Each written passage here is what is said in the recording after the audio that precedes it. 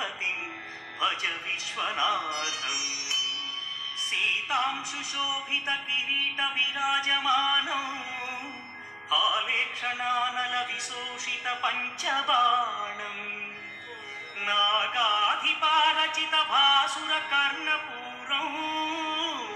वाराणसीपुरपतिं भज विश्वनाथम् पञ्चाननं दुरितमत्तमतङ्गजानां नागान्तकं दनुजपुङ्गवपन्नगानां दावानलं मरणशोकजराटवीनां वाराणसीपुरपतिं भज विश्वनाथम्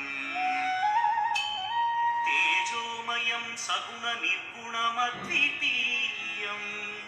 आनन्दकन्दमपि राजितमप्रमेयम्